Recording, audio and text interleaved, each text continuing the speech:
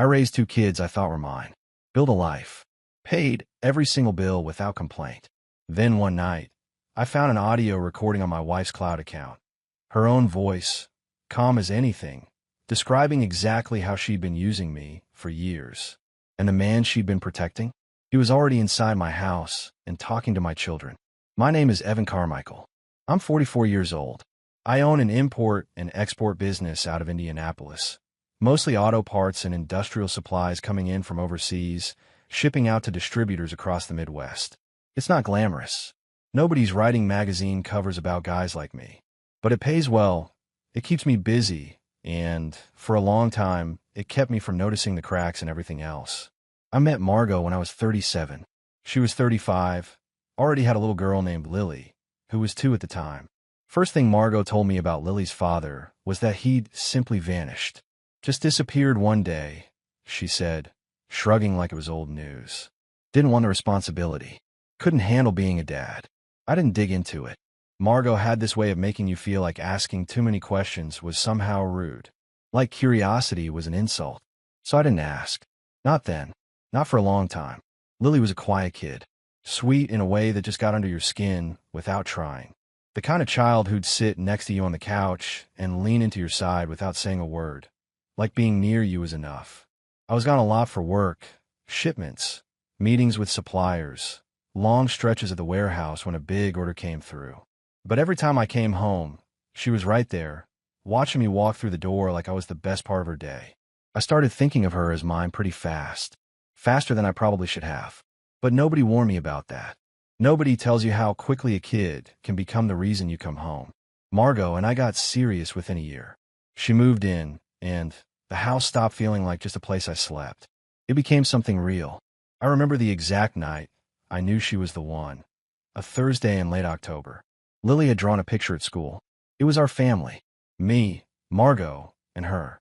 3 stick figures standing under a big yellow sun. She handed it to me with both hands, dead serious, and said, "This is us, Daddy." I put that picture on the fridge. It stayed there for years. What I didn't know, what I wouldn't find out until much, much later, was that the man who supposedly disappeared hadn't gone anywhere at all. He was about 40 minutes outside of Indianapolis, riding with a motorcycle club called Iron Ridge. And he wasn't gone from Lily's life. He was just carefully hidden from mine. But back then, none of that existed in my world. There was just the house, the business, and the quiet, steady rhythm of a life I thought I'd earned fair and square. I wasn't the flashiest guy in any room I walked into. Never had been. But I showed up. Every single day. Without fail, I showed up. I paid the bills. I fixed things when they broke. I was there at bedtime, and at breakfast, and every ordinary moment in between. And for a while, that felt like it was enough. Like being steady and reliable was its own kind of strength. There was one evening, early on, when things between us still felt brand new. I'd come home talking about maybe expanding the business, and Margot looked at me for a long moment before she said, quiet, almost to herself, "Maybe I'm just too much for someone like you, Evan." I laughed it off, told her she was kidding. She smiled and dropped it. But the line stuck with me. Not then, not in any way that mattered. Just a small thing, easy to file away and forget. Like a seed you don't notice until years later, when it's already grown into something you can't ignore. Turns out, someone was counting on that steadiness for reasons I never imagined. But that part of the story comes later. Right now, all you need to know is this. I had a life that looked exactly the way I wanted it to. And I had no idea how deep the rot went underneath. Margot and I got married on a Saturday in early June. Not a big affair. Maybe 70 people, most of them from my side of the family, and a handful of business contacts who felt obligated to show up. Margot's side was smaller, quieter. Her mother, Linda, sat in the front row and dabbed at her eyes the whole time. Her father had passed a few years before I came into the picture, so there was an empty chair next to Linda with a single white rose in it. Margot had arranged that herself. It was one of the things I loved about her, the small, thoughtful gestures that told you she carried her grief with grace instead of letting it poison everything around her. Lily was the flower girl. She took the job incredibly seriously, walking down the aisle with a tiny basket of petals, scattering them one by one like she was planting something. She looked up at me when she got to the end and gave me this little nod, like she was saying, "Okay, we're good." Proceed. I almost laughed out loud. That kid had a way of making everything feel lighter just by being in the room. I remember standing there at the altar, looking at Margot coming toward me, and feeling like I'd actually won something. Not just a wife, a family, a real one, with all the messy, imperfect, beautiful parts that come with it. Lily was part of that package, and I didn't think twice about it. She was already mine in every way that counted. The honeymoon was simple, a week at a cabin upstate. No fancy resort, no exotic location. Just trees, a lake, and enough quiet to actually hear yourself think for once.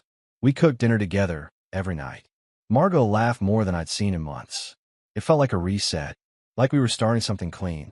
And then, about 10 months after the wedding, Margot told me she was pregnant.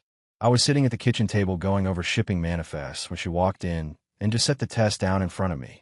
No preamble, no build-up, just the little plastic stick with 2 lines and a smile that I could still see when I closed my eyes. I pushed back from the table, so fast my chair scraped the floor. Picked her up, spun her around right there in the kitchen like something out of a movie I'd never actually sit down and watch. Owen. We named him Owen. That pregnancy changed everything in the house. Lily, who had always been quiet and careful, suddenly became protective in a way that surprised us both. She'd put her hand on Margot's belly at night while we watched TV, just resting it there like she was standing guard. I'd catch her whispering to the baby sometimes, little one-sided conversations that I could never quite make out. Whatever she was saying, it seemed important to her. I started thinking about space. The house we were in was fine for 3 of us, but 4? It was going to get tight. So I did what any man in my position would do. I sat down, ran the numbers, and made a decision. I applied for a mortgage on a bigger place, a 4-bedroom colonial about 20 minutes from the business. The payments were steep, but I had the income to cover it. I signed the paperwork without hesitation. This was for my family. There wasn't a number on that page that could have stopped me. Owen was born on a Tuesday morning in March. 8 pounds, 2 ounces, a full head of dark hair, and a set of lungs that could fill a room. I was there for every second of it, held his hand in mine while Margot rested, and I just stared at him, this tiny person who was supposed to be half of me. Half of us. I felt something settle into place inside my chest. Something that had been restless for years finally went quiet. The birth certificate came back fast. Faster than I expected, honestly, but the nurse at the hospital handled most of it while Margot was still recovering. I signed where they told me to sign. Evan Carmichael, listed as father. I didn't think to question it. Why would I? He was my son. I'd watched him come into the world. There was nothing in that room that made me doubt a single thing. I took the certificate home, tucked it into the file with the rest of the important papers, and didn't look at it again for years. Some documents you just trust. They become part of the foundation, and you build everything on top of them without ever checking if the ground underneath is solid. I should have checked. I almost didn't go. The invitation came through email, one of those generic alumni blasts from the High School Alumni Association, the kind you usually delete without reading past the subject line. Class of 2002, 22-year reunion. Not exactly a milestone anyone plans a vacation around, but something made me click. Maybe it was curiosity. Maybe it was the fact that my life had gone so quiet lately that even a bad idea sounded like a change of scenery. Margot and I had been going through a stretch. Not fighting exactly, more like drifting. She'd been spending more evenings out, book clubs, wine nights with friends, a yoga class that somehow always ran late. I didn't think much of it. We'd been married long enough that I figured it was just her needing her own space. Everyone needs that. So I let it go, the way I let most things go, quietly and without making a fuss. The reunion was held at a banquet hall on the east side of town. Generic place, nothing fancy, laminate floors, a cash bar, and a playlist that hadn't been updated since junior prom. I showed up alone. Margot had said she wasn't feeling well that evening, and honestly, I didn't push. I grabbed a beer, found a table near the back, and spent the first half hour nodding at people whose names I could barely remember. That's when I saw him. He was standing near the entrance, filling out a name tag with casual confidence, like he belonged there even though something about him felt slightly off. Tall, broad in the shoulders, wearing a leather jacket that had seen better days, but somehow looked like it fit him perfectly. He scanned the room the way someone does when they're looking for a specific face, not just any familiar one. His eyes landed on me. And he smiled. Not a big smile. Just a small, knowing one. Like he'd found exactly what he was looking for. He walked over. Evan, right? Evan Carmichael. I nodded slowly. Yeah. Do I know you? Vince Alderman, he said, extending his hand. I graduated a year after you. We didn't overlap much, but I know who you are. Something about the way he said it made me pause. Not threatening. Just deliberate. Like the words had been chosen carefully. We talked for a while. Surface stuff at first. Old teachers, what the school looked like now, the usual. But Vince kept glancing toward the entrance, checking the door every few minutes, like he was waiting for someone specific to walk in. I didn't think anything of it. Some people are just restless. And then Margot walked in. She'd changed her mind, apparently. Decided to show up after all. She was wearing a dark blue dress I hadn't seen before, her hair down around her shoulders. She looked good. Better than good. She looked like a woman who had somewhere important to be and had dressed accordingly. She walked in with that easy confidence she always carried, that calm, unshakable poise that had drawn me in the first place. Her eyes moved across the room, scanning for me, and for a second everything looked normal. Just my wife, arriving late, looking for her husband. Then her gaze hit Vince, and she stopped. Not a stumble, not a pause, a full dead stop, like someone had pressed a button and frozen her mid-step. The color didn't drain from her face all at once. It left in stages, like a tide pulling back from shore. Her lips parted, just slightly, and her hand tightened around the small clutch she was holding until her knuckles went white. I watched all of it, every single second, and I didn't understand any of it. Not yet.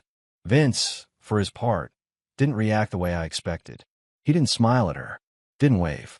He just watched her with his calm, steady expression, like he was confirming something he already knew. I looked between the two of them. You guys know each other? Margot's eyes snapped to mine. She recovered fast, faster than anyone I've ever seen recover from something like that. The color came back. The posture straightened. The smile returned, like a mask she practiced putting on 1,000 times. No, she said, her voice perfectly even. I don't think so. But Vince just tilted his head and said, very quietly, we've met.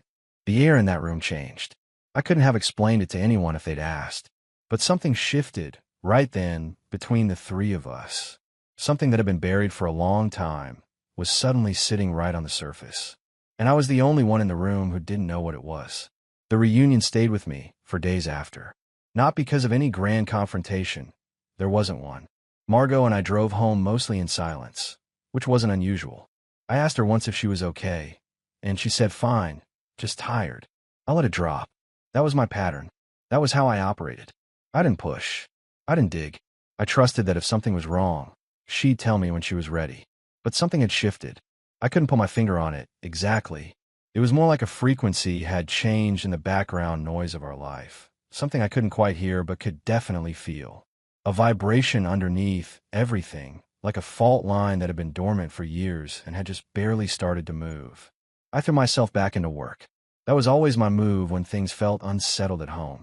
Shipments don't care about your personal life, and suppliers don't wait for you to sort out your feelings. So I buried myself in logistics, in numbers, in the clean, predictable world of invoices and delivery schedules. It helped. For a while. It was a Friday evening, about a week after the reunion. I'd come home early for once, a rare thing. Margot was out, doing something she hadn't mentioned in detail. The kids were in the living room. Owen was on the floor with his trucks, making engine sounds under his breath, completely lost in his own world. Lily was on the couch, legs tucked underneath her, reading a book about dolphins. I sat down next to her and asked about her day. School stuff mostly. A project on the solar system. A girl in her class who'd brought in a real meteorite, or so she claimed. Normal kid stuff. I listened, half present, my mind still half on a shipment that was running 2 days behind. Then she looked up from her book, and her expression changed. Not dramatically, just a subtle shift, the way a cloud moves across the sun. She studied me for a second, like she was deciding whether to say something, and then she said it. Daddy, why does Derek say he's our real dad? The room went quiet. Owen kept playing, oblivious. But everything in me went completely still. I kept my face neutral. Took a breath. Slow and steady, the way you handle a situation when you know that one wrong move can shatter something you can't put back together. What do you mean, sweetheart? I asked, keeping my voice even. Lily shrugged, like this was the most casual thing in the world. Derek. He comes to see us sometimes when you're at work. He told me and Owen that he's our real daddy, and that you're just the one who takes care of us. The words landed like a physical weight in my chest. Not sharp, not explosive, just heavy, dense. The kind of thing that settles into you and doesn't move. When did he say that? I asked, still calm, still steady on the outside. A few times, she said. Mom told us not to talk about it. She said you get confused. I get confused. That was the phrase. Not upset, not hurt, not sad. Confused. Like the truth was something too complicated for me to process. And Margot had decided, all on her own, that I didn't need to be burdened with it. I looked at Lily, this girl I had raised, loved, signed papers for, built a life around, and I felt something move inside me that I hadn't felt in years. It wasn't anger. Not exactly. It was something quieter than that. Something colder. The kind of feeling that comes when you realize the ground you've been standing on was never as solid as you thought. I ruffled her hair gently and told her everything was fine. That grown-up stuff was complicated sometimes, and that I loved her no matter what anyone else said. She seemed satisfied with that. Went back to her dolphins. Owen looked up from his trucks and said, "Is Derek coming tomorrow?" I didn't answer right away. I just sat there in the quiet of that living room and let the weight of what I just learned settle into the bones of everything I thought I knew. I didn't sleep much that week after what Lily told me. Not because I was falling apart. I want to be clear about that. I wasn't crying into my pillow or staring at the ceiling in some kind of emotional spiral. I was thinking, quietly, methodically, the way I think about a shipment that doesn't add up. Because that's exactly what this felt like, a manifest with missing line items. Numbers that should have been there, weren't. And I needed to find out why. Margot noticed, of course. She's perceptive that way. Asked me twice if something was bothering me. Both times I told her no, just busy with work. She didn't push. That was one of the things I'd always appreciated about her. She gave me room, gave me space to work through things on my own. It never occurred to me that her willingness to let things go might have been more strategic than it seemed. I started with the finances. That was my territory. Import, export is a business built on numbers. Margins, exchange rates, shipping costs, customs fees. I know how to read a ledger the way some men read a room. So I sat down at my desk one evening after the kids were asleep, pulled up our household accounts, and started going line by line. At first, nothing jumped out. Groceries, utilities, the mortgage, school supplies. Normal stuff. But I kept going. Deeper. Older records. And that's when I found them. Payments to a place called Ridge Services. Small amounts at first, $200 here, $350 there, scattered across different months. I didn't recognize the name. Didn't ring a single bell. So I looked it up. Ridge Services turned out to be a shell. Barely a web presence. No physical address I could find. No reviews. No nothing. Just a bare-bones website that looked like it had been thrown together in an afternoon. I pulled up the transaction history and started mapping it out on a legal pad, the old-fashioned way. Every payment, every date, every amount. The pattern was unmistakable once I laid it all out. 12 months of payments. Sometimes twice a month. Always between $200 and $600. Never the same amount twice. Like someone was deliberately varying the numbers to avoid triggering any automatic flags. Over the course of a year, it added up to just over $5,400. And that was just 1 year. I went back further. Found more. Different amounts, slightly different naming. Ridge Maintenance, RS Consulting. Same accounts underneath. Same routing numbers. I spent 3 nights doing nothing but tracking the money, cross-referencing dates, building a timeline on a legal pad that stretched across 2 full pages. By the time I was done, I had documented over $38,000 in payments spanning nearly 3 years. $38,000 flowing out of our joint accounts into companies that didn't exist, into a name I was starting to suspect had everything to do with Iron Ridge. The sick part wasn't the money. I could absorb the financial hit. The business was solid, and I'd built enough of a cushion to weather something like this without going under. The sick part was the precision of it, the care that had gone into hiding it. This wasn't sloppy. This wasn't impulsive. Someone had planned this, mapped it out, and executed it over years while I sat at the same kitchen table signing off on the same accounts without ever noticing a thing. I was about to close the laptop and try to get a couple hours of sleep when I remembered something. Margot and I share an iCloud account. One of those things couples set up early on and never think about again. Shared photos, shared calendars. I'd given her access to everything when we got married because that's what trust looked like to me. Simple, total, unquestioned. I logged in, opened the backup section, and there, buried under hundreds of saved files, was an audio recording dated 14 months ago. The file name was something generic, Voice Memo 0314. It meant nothing on its own. I put on my earbuds and pressed play. Margot's voice filled my ears, clear and calm, the way she sounded when she was relaxed, when she thought no one was listening.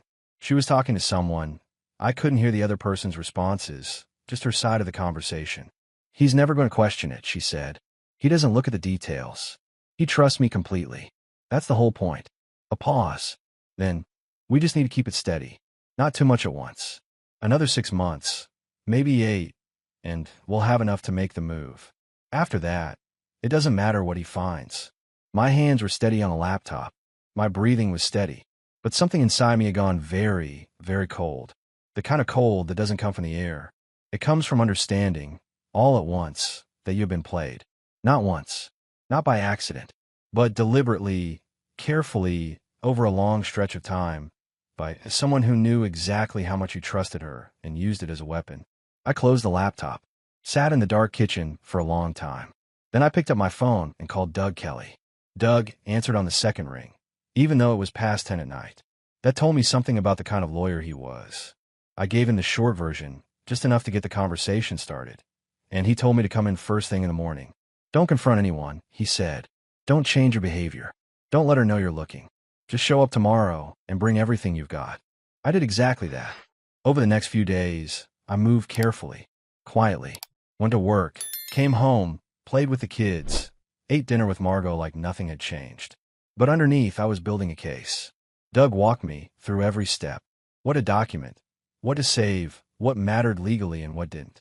He was methodical and blunt, and I appreciated both qualities in equal measure. It was the following Tuesday when Derek Hale showed up. I was home early again, had started cutting my days short on purpose, telling myself it was to spend more time with the kids. And it was partly, but it was also because I wanted to be there, watching, paying attention to the things I'd spent years not paying attention to. I was in the garage, reorganizing some shipping boxes I brought home from the warehouse, when I heard it, the unmistakable rumble of a motorcycle engine pulling up outside. Not fast, not aggressive, just slow and deliberate, like someone who wanted to be heard without making a scene. I walked to the end of the driveway and looked out. A black motorcycle, polished but well-worn, idling at the curb. The man on it was big, broad shoulders, dark hair pulled back, wearing a plain jacket over what looked like a club vest underneath. He wasn't looking at the house. He was looking at me. He killed the engine, sat there for a moment. Then he took off his helmet, tucked it under his arm, and made eye contact. Held it. Not threatening. Not backing down either. Just steady. Present. Evan Carmichael. He called out. Loud enough to carry, but not loud enough to be a shout. That's me, I said. I didn't move from where I was standing. Didn't change my posture. Just watch him the way you watch something you're not sure about yet. Name's Derek Hale, he said. He swung his leg off the bike and stood up to his full height. He was taller than I expected. I think we need to have a conversation. Man to man. I studied him for a long beat. Took in the jacket, the bike, the way he held himself, relaxed but grounded, like a man who was used to being the center of things. This was the man, the one Lily had talked about, the one who had been coming into my house while I was at work, sitting in my living room, talking to my children about how he was their real father. And here he was, at my door, asking for a conversation. About what? Exactly. I asked. Calm. Level. Not giving him a single inch. He tilted his head, almost smiled. About a few things that are about to change. I didn't invite him in. I didn't need to. I just stood there and let him talk, because I already knew more than he thought I did. And I was already 3 steps ahead of whatever he was about to say. We talked for maybe 15 minutes. Nothing explosive. Derek laid out his version of things in broad strokes. Said he cared about the kids. Said the situation had gotten complicated. Said he hoped we could handle it like adults. I listened, nodded in the right places, gave him nothing to work with. When he left, I went straight inside and wrote down everything he'd said, word for word, as close as I could remember. Texted Doug the notes before I even sat down. 3 days later, on a Friday afternoon, I was picking up Owen from school when I saw them. 7 motorcycles, rolling down the street in a loose formation, slow and easy, like they were just out for a ride.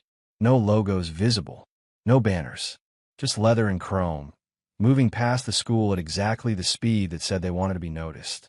I memorized the plates, pulled out my phone, and recorded 30 seconds of video before they turned the corner. Then I drove home, put Owen in front of his cartoons, and called Doug again. Doug was the one who suggested the DNA tests. I was sitting across from him in his office on a Tuesday morning, going over everything we'd built so far. The financial records, the audio, Derek's visit, the footage of the motorcycles. Doug listened to all of it, made notes, asked the kind of sharp questions that told me he'd been doing this long enough to know exactly where the weak spots were. Then he leaned back, folded his hands, and said, "Evan, I need you to hear me on this next part." I waited. The money trail is strong. The recording is strong. But none of it touches the kids directly. If this goes to court, and it very likely will, the other side is going to argue that Derek has no legal standing, that he's a stranger, that you're the father of record for both children. He paused. But if we can establish biological paternity, if we can get DNA results on both Lily and Owen, then we control the entire narrative. We force Derek into the open, and we decide, on our terms, how that plays out. I didn't hesitate. Not for a second. "Do it," I said. Doug walked me through the process. Home DNA kits. Simple, discreet, no hospital visit required. Cheek swabs for me, Lily, and Owen. I could do it myself, at home, without Margot knowing. The results would come back in 5 to 7 business days. Doug would handle the lab directly. Nobody else would see them until we were ready. I picked up the kits on a Thursday afternoon, kept them in my truck until Friday evening, when Margot had taken Owen to his soccer practice and Lily was at a sleepover at a friend's house. An empty house. Complete privacy. I did my own swab first. Quick, easy, almost mechanical. Then I waited for Owen to get home. He came through the door in his soccer jersey, still buzzing from the game, mouth full of questions about whether he could have a snack. I sat him down at the kitchen table, told him I needed to do a little science project with him, something for a school assignment I was helping with. He thought it was cool, opened his mouth wide without any fuss. I did the swab in about 3 seconds. He barely noticed. Lily's was trickier. I had to pick her up from the sleepover the next morning and find a reason to do it in the car on the way home. Told her the same story. A project. Something fun. She was skeptical, the way 9-year-olds are skeptical of anything that sounds too easy. But she cooperated. 2 minutes later, I had what I needed. I dropped the samples off with Doug that same afternoon. The next 5 days were some of the longest of my life. Not because I didn't already know, somewhere deep down, what the results were going to say. I did. Everything. Lily's words, Vince's presence at the reunion, Margot's reaction when she saw him, the money, the recording, all of it pointed in one direction. But knowing something in your gut and seeing it confirmed on a piece of paper are two entirely different things. One you can push down, the other you can't.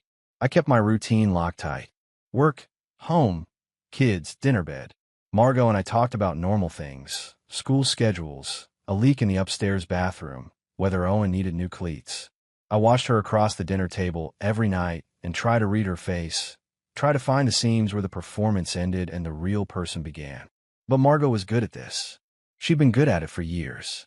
The call from Doug came on a Wednesday morning while I was at the warehouse. "I've got the results," he said. No preamble, no softening, just the fact. "Come in when you can." I drove straight there. Doug handed me the paperwork across his desk without ceremony. 2 reports, 2 sets of results. I read them slowly, even though I already knew what they said. Lily, not a biological match to Evan Carmichael. Owen, not a biological match to Evan Carmichael. Both children shared paternal DNA consistent with a single, unknown male. There it was, in black and white. The foundation of my family, crumbled down to data on a page. Doug gave me a minute. Then he said, "Now here's where it gets interesting." He pulled out a folder, a case file, thick with highlighted pages. A custody precedent from a federal court in Ohio, decided 3 years ago. A man named Gerald Whitmore had sued for parental rights over 2 children he claimed were biologically his. The mother had been married to another man for the duration of the children's lives. The other man had raised them, provided for them, been legally named as the father on all documents. The court ruled entirely in favor of the man who raised them. Doug tapped the folder with one finger. The biological father, Whitmore, argued that genetics should override everything else. The court disagreed. They said that parental rights aren't just about biology.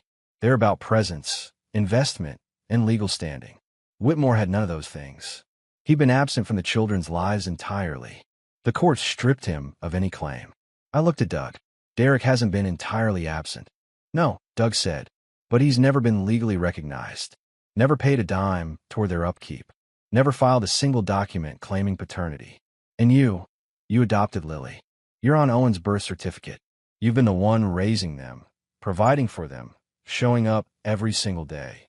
He held my gaze. We use that. We use all of it. I sat with that for a long moment. Then I nodded. What's our next move?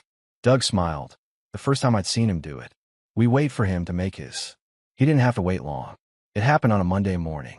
I was already at the warehouse, halfway through a supply check, when my phone rang. Unknown number.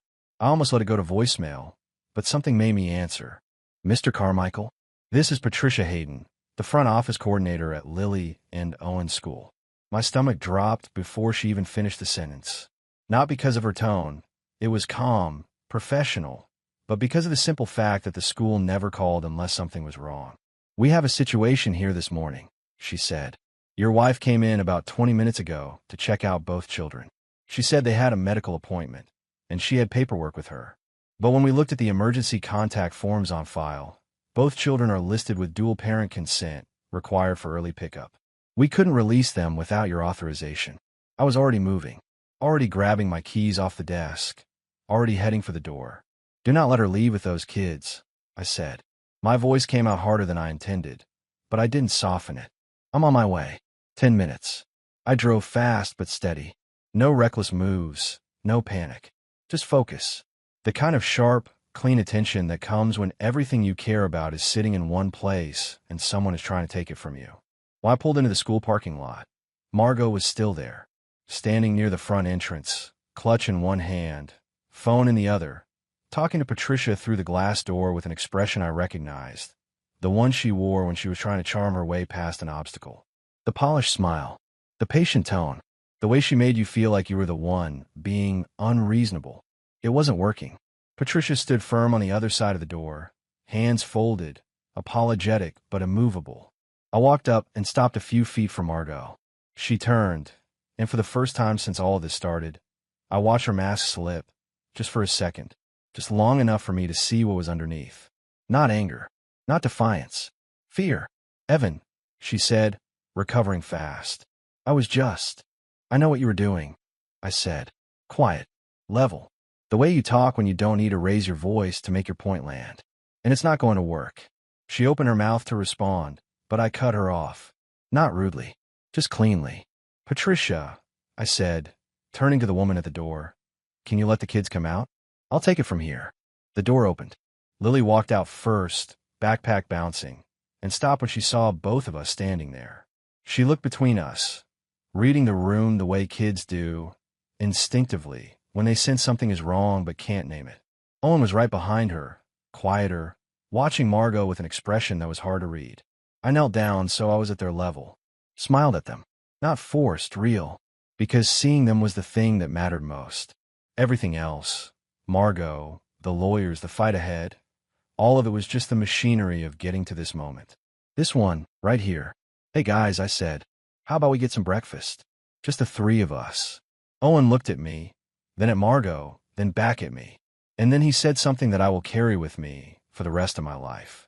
Daddy, are you going to keep us safe? I put my hand on his shoulder, held it there, firm and steady. Always, I said, no matter what. Margot didn't say another word. She turned, walked to her car, and drove away. I watched her go, then stood up, took Owen's hand in mine, and walked my kids toward the truck. Lily leaned against my side as we walked, And for a moment, just a moment, everything else disappeared. There was just the parking lot, the morning sun, and the weight of two small hands in mine. I got them buckled in, pulled out of the lot, and called Doug before I hit the main road. The hearing was set for a Thursday in late October. Doug spent the 2 weeks leading up to it, making sure every piece of evidence was airtight. The financial records, organized chronologically on a single binder. The audio recording, backed up on 3 separate devices. The DNA results, certified and signed by the lab. The footage of Iron Ridge rolling past the school. Derek's visit to the house, documented in my own handwritten notes, time-stamped and witnessed by Doug himself after the fact. And the priors. The Whitmore precedent from Ohio, which Doug had flagged, highlighted, and prepared a written summary of for the judge. The night before the hearing, Vince Alderman called me. I almost didn't answer. We'd spoken only twice since the reunion. Once when he first made contact, and once when he handed me a manila envelope outside a gas station on the south side of town. That envelope contained everything. Internal club records, financial logs showing how Iron Ridge funneled money through shell companies, and, most damning, a handwritten note, in Derek's own hand, laying out the arrangement with Margot. The timeline, the expectations, the plan. That note was the piece that changed the entire case. Tomorrow's the day, Vince said. His voice was calm, measured. The voice of a man who had made peace with what he was doing. I just wanted you to know, I'm not going to disappear on you. If the court needs me to testify, I'll be there. I thanked him, meant it. Then I hung up and tried to get a few hours of sleep, which didn't come. The courtroom was smaller than I expected. No grand marble columns or towering ceilings. Just a plain room with wooden benches, fluorescent lighting, and a judge's bench that looked like it had seen better days. Judge Carol Whitfield presided, a woman in her early 60s with sharp eyes and a reputation, according to Doug, for not tolerating games. Margot was already seated when I walked in, flanked by her attorney, a younger man named Paul Driscoll who looked like he hadn't slept much either. She glanced at me when I entered, but her expression gave nothing away. The mask was still on, firmly in place. Derek's side of the bench was notably empty. He had filed a last-minute motion claiming parental rights over both children, but his attorney, a single practitioner Doug described as adequate at best, sat alone, flipping through papers with the kind of urgency that suggested he hadn't seen most of them until that morning. Doug wasted no time. He laid out the case methodically, piece by piece, the way you disassemble something to show exactly how it was built. First, the finances, $38,000 routed through shell companies tied to Iron Ridge over 3 years. Then the recording, Margot's own voice, calm and deliberate, describing the plan to use Evan's trust and Evan's money as a runway for an exit. Then the DNA results, 2 children, neither biologically linked to the man who had raised them, loved them, and signed every document that said he was their father. And then the note, Derek's handwriting, the arrangement laid out in plain, unambiguous terms. The timeline they had agreed on, the roles they had each agreed to play. Driscoll objected twice. Both times, Judge Whitfield overruled him without much discussion. She read the note herself, slowly, holding it close to her face like she wanted to make sure she wasn't missing a single word. When she set it down, her expression hadn't changed, but something in the room shifted. The kind of shift you feel more than see. Derek's attorney made his argument that biology should carry weight, that Derek had a relationship with the children, that the situation was more complicated than the paperwork suggested. Judge Whitfield let him finish. Then she asked one question. Counselor, can you produce a single document, a birth certificate, an adoption filing, a court order, anything that legally establishes your client as a parent to either of these children? The silence that followed was answer enough. Judge Whitfield took a 20-minute recess. When she came back, she took her seat, looked at both sides of the courtroom, and began to read her ruling. Full custody to Evan Carmichael. Both children. Derek Hale's motion for parental rights denied. Any future claims barred unless accompanied by a formal legal proceeding establishing paternity from the ground up, a process that, given the precedent and the documented history of concealment, would be an uphill battle at best. Margot's attorney didn't argue, didn't even stand up. I sat in that courtroom and didn't move for a long time after Judge Whitfield left the bench. Doug put a hand on my shoulder and said, "You won, Evan." And I nodded, because he was right. But winning didn't feel the way I thought it would. It didn't feel like triumph. It felt like the ground finally becoming solid under my feet after years of walking on something that looked firm but never was. I stood up, shook Doug's hand, and walked out of that building into the cold October air. Lily and Owen were at school. They didn't know any of this had happened yet. And that was fine. I'd tell them tonight, in the simplest terms I could find. The truth, cleaned up just enough for a 9-year-old and a 7-year-old to understand. For now, I just stood on the courthouse steps and breathed. For months later, the house felt different. Not physically. Same walls, same furniture, same kitchen where I'd sat up nights reading bank statements until my eyes burned. But the atmosphere had changed. The weight that had been pressing down on everything for years had lifted. So gradually, I almost didn't notice until one morning I woke up and realized I hadn't had a single dream about any of it in weeks. Margot and I finalized a divorce in January. It was quiet, no fireworks, no courtroom drama. She signed what she needed to sign, took what she was entitled to take, and moved out. Last I heard, she was renting a small apartment on the north side of town. We don't talk, not out of bitterness, out of clarity. There's nothing left to say that hasn't already been said, and neither of us has any interest in reopening what's closed. Derek Hale disappeared back into Iron Ridge. He hasn't made contact since the hearing. Doug told me he could still try to pursue things through the proper legal channels if he wanted. But the precedent and the documented history of concealment make that a losing fight, and everyone involved knows it. Vince Alderman left the club 3 weeks after the hearing. Sent me a text one evening that just said, "Done with that life. Good luck with yours." I haven't heard from him since. I kept the house, kept the business, kept the routine that had carried me through all of it. The shipments, the invoices, the steady rhythm of work that had been my anchor for as long as I could remember. But I loosened my grip on it. Started leaving the warehouse earlier. Started being home more. Not because I had to be, but because I wanted to be. Because the kids were there, and that was where I belonged. It was a Sunday afternoon in February. One of those rare winter days in Indianapolis when the sun actually shows up and the air doesn't bite. I'd made lunch, sandwiches, nothing fancy, and we were eating at the kitchen table, all 3 of us. Owen was telling me about a book he was reading for school. Something about sharks. He'd been on a shark kick for 2 weeks and showed no signs of slowing down. Lily was quieter, the way she usually was, picking at the crust of her sandwich, half listening to Owen, half somewhere else in her own head. She did that sometimes, drifted into her own world, and stayed there for a while. I'd learned not to pull her out of it. She always came back on her own. And she did. Right in the middle of Owen's shark monologue, Lily looked up at me, studied my face for a moment, like she was checking something. Then she said, "Daddy, you knew. About Derek. You knew the whole time, didn't you?" I set down my sandwich, looked at her straight on, the way I always did when she asked me something real. "Yeah," I said. "I did. For a while. And you stayed anyway," she said. Not a question. "Yeah," I said again. "I stayed." She nodded. Like that confirmed something she'd already decided was true. Then she went back to her sandwich, and Owen went back to his sharks, and the afternoon kept moving the way afternoons do.